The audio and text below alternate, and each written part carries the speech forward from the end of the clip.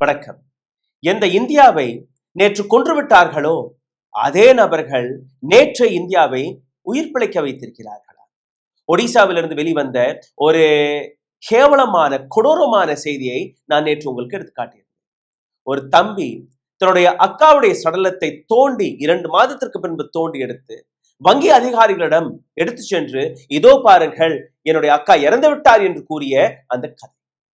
ஜீத்து முண்டா, வயது 50, ஒடிசாவில் இருக்கக்கூடிய ஒரு பழங்குடியினர்.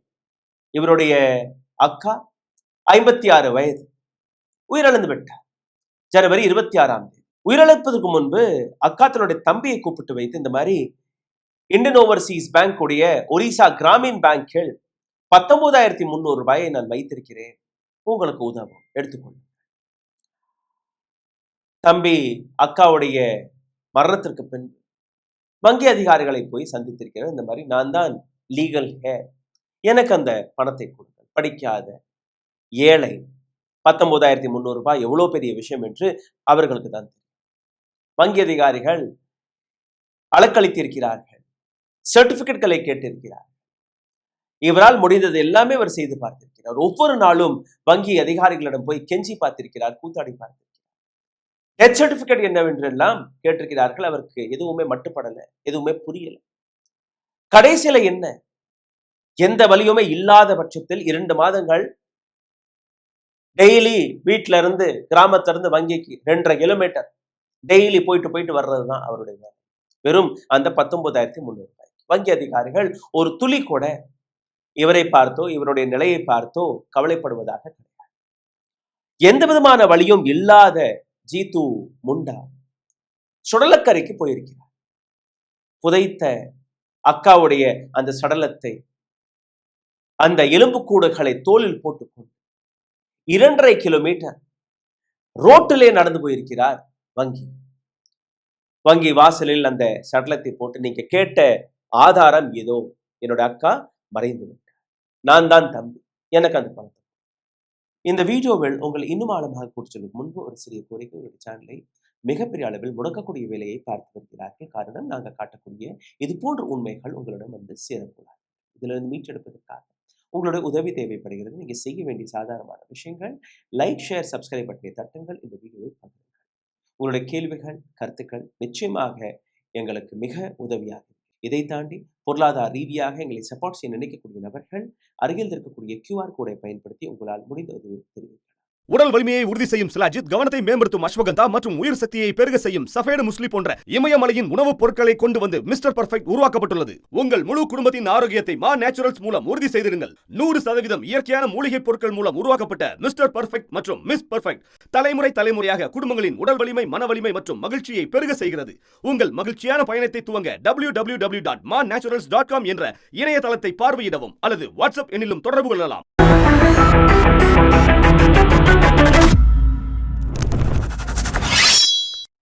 சிந்தித்து பாருங்கள். World's 6th largest economy Narendra மோடியின் அரசாங்கம். இது மட்டுமல்ல, ஒட்டுமொத்த காங்கிரஸ் மற்ற கட்சிகள் 78 ஆண்டுகளாக ஆழ்ந்த ஒவ்வொரு அரசியல் கட்சியுமே இன்னைக்கு வெட்கப்பட வேண்டும், தலை குனிய வேண்டும்.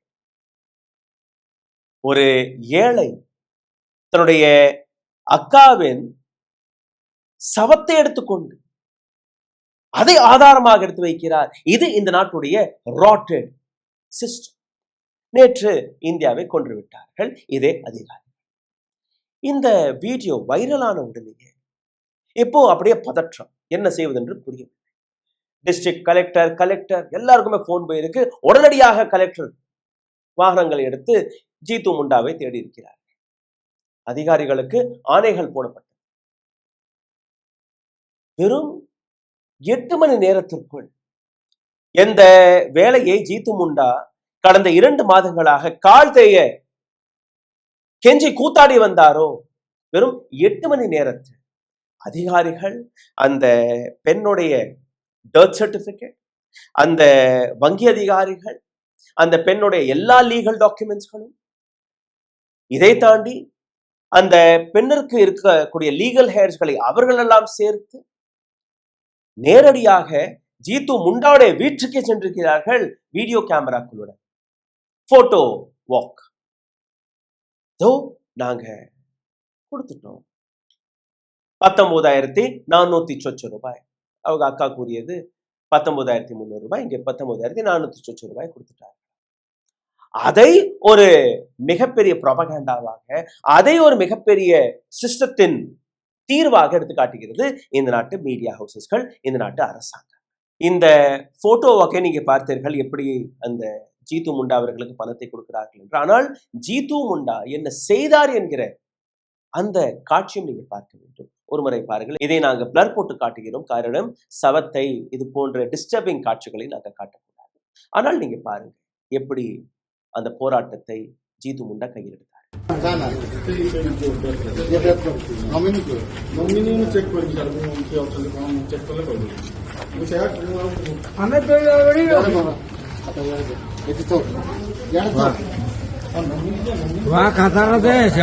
இது ஒரு பக்கம். இன்னொரு இடத்திலும் இந்த நாட்டு சிஸ்டம் இந்தியாவை மீண்டும் ஒரு முறை கொண்டிருக்கிறது. அது என்ன? இந்த முறை Katihar district, Bihar, Narayanpur panchayat, ward number 7, சோஹா மத்தியா ஏரியாவில் இருக்கக்கூடிய பிரேமலதா ஹெம்பராம் என்கிற இந்த பெண்மணி ஒரு ஆங்கன்வாடி சேவிகா. ஆங்கன்வாடி சேவிகாவுடைய சம்பளம் நீங்க பார்த்தீர்கள்னா வெறும் ஒரு 3,500 இருந்து 4,500 ரூபாய். இந்த பெண்மணிக்கு உடல்நிலை மிக மோசமாக இருந்திருக்கிறது. மருத்துவமனையில் ட்ரிப்ஸ் ஏற்றி கொண்டிருந்திருக்கிறார். அந்த இடத்திற்கு வந்த ஒரு அதிகாரி பார்த்த உடனேயே பிரேமலதா எங்க? பிரேமலதாவை காணவில்லை. உடனடியாக அந்த பெண்ணிற்கு தகவல் அனுப்பப்பட்டது. எங்க இருந்தாலும் நீ உடனடியாக இங்க வர வேண்டும். பிரேமலதாவுடைய கணவர் இந்த மாதிரி முடியாம இருக்கு, ஹாஸ்பிட்டல்ல இருக்கு, நடக்க கூட முடியல. அந்த அதிகாரியுடைய ஸ்டேட்மெண்ட் உண்மையிலேயே முடியாமல் இருந்தால் அதற்கான ஆதாரம், ஆதாரத்தை மட்டுமல்ல, பிரேமலதாவை உடனுக்குடன் எனக்கு முன்னாடி ஆஜர்படுத்த வேண்டும். எந்த விதமான வழியும் இல்லாமல் அந்த 3,500 ரூபாய் மாதம் வரக்கூடிய 3,500 4,000 ரூபாய் வருவது நின்று போய்விடும் என்கிற அந்த அச்சத்தில், அந்த பயத்தில் பிரேமலதா, அவருடைய கணவர், இன்னும் ஒரு குடும்பத்தினர்கள் கையில் ட்ரிப்ஸை ஏற்றி கொண்டிருக்கும்படியே அங்கிருந்து வந்த காட்சியை நீங்களே பாருங்க.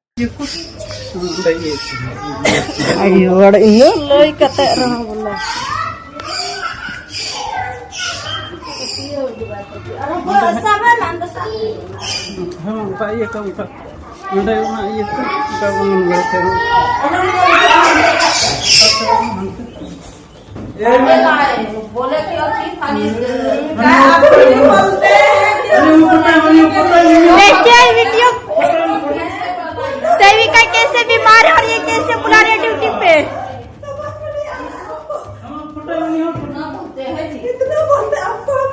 हम इसको बोले कि how insensitive is the entire situation. எந்த அளவில் inhuman behavior, எந்த அளவில் inhuman-ஆக நாம் அனைவருமே மாறிக்கொண்டிருக்கிறோம். இந்த அதிகாரிகள் ஏழைகளை பார்த்தால் அவர்களை இலக்காரமாக பார்ப்பார். இதே அதிகாரிகள் அரசியல்வாதிகள் வரும்போது அவர்களுடைய ஷூக்காலை கூட நக்குவார்கள், ஷூவை காலால் எடுத்துட்டு போவார்கள். அந்த அளவில் இந்த நாட்டு சிஸ்டம் அழுகி போய்விட்டது. சிந்தித்து பாருங்கள். இந்த வீடியோ இந்த நாட்டின் ஒரு மிக கொடூரமான முகத்தை எடுத்து காட்டியிருக்கிறது. தயவு செய்து இதை பகிருங்கள். நன்றி, வணக்கம். ஊடகம் கார்ப்பரேட் அரசியல்வாதிகளின் கைப்பாவையாக, அடிமைகளாக இருந்தது போதும். இனி சாட்டை எடுத்து சுழற்றும் நேரம் வந்துவிட்டது. ஊடகம் பொதுமக்களாகிய உங்களுக்காக, உங்களாலேயே இயக்கப்பட வேண்டும். ஊடக சுதந்திரத்திற்காக உங்களின் பங்களிப்பை இன்றே அளித்திடுங்கள்.